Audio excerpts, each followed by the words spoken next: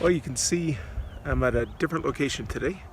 The path that I normally walk is being repaved. Actually, it's being paved for the first time, so it was completely closed down with wet concrete along a big section of it, so I couldn't even get back there. So I ended up walking around the big part of my neighborhood, which is who knows how long. I just walked until I decided to turn back and go home. Anyway, I am just finishing up my 2 weeks, but I have to make a confession. I ended up cheating on day 10, and it was one of those days where I had to get up at 4 a.m. to drop my family off at the airport. I had to drive around all day, and habit, that I had established had gone out the window, and I had nothing as a reference, and I think I just simply fell back on my old habit. So I had some beef jerky, I had some cashews. I ended up stopping at Taco Bell because it was right across the street. I'll tell you, I took a first couple bites of my taco and I threw it out. I had a quesadilla, ate maybe 1 or 2 pieces of that, threw that out, and it just wasn't good. So I gained 2 pounds the next day.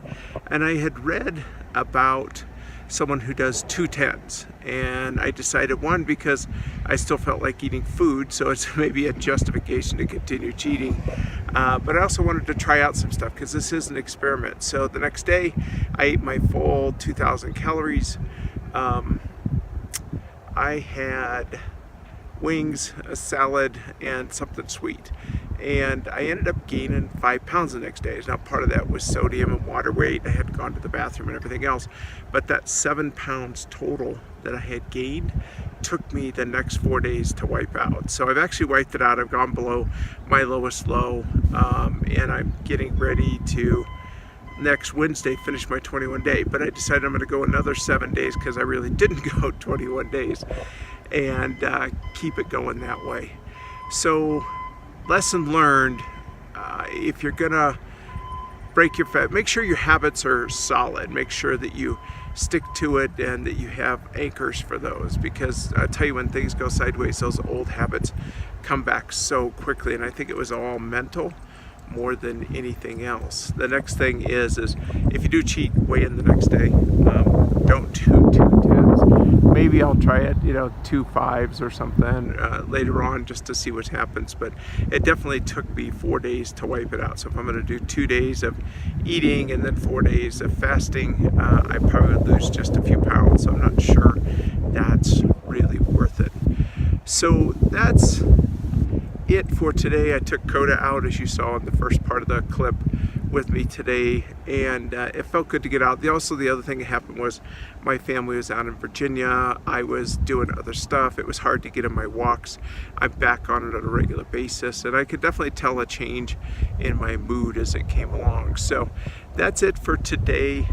I will fill you in on the next one. The good thing is, even though I did gain that weight, the inches in my waist lowered, and it really wasn't something where I was gaining fat. I do have some back pain, and it could be kidneys, it could be just strain and adjusting the muscles and everything else. I'm probably going to go get it checked out, but I did read that this upper middle back pain, kind of right below the rib cage, is common in fasting, and it usually is a sign of electrolyte imbalance. So I'm going to go get some potassium chloride, which is no salt, and you can put in, I think it's like a half teaspoon is like 600 milligrams of sodium, which 99 milligrams is the biggest that you can get in tablet form. So I might be able to get my potassium up, add some sodium, magnesium, make sure those are hitting it, and really be pretty diligent on my tablets, which I haven't been, and see whether I can get it to go away. If it's not gone in a few days, I'll go in and see the doctor and have that stuff tested.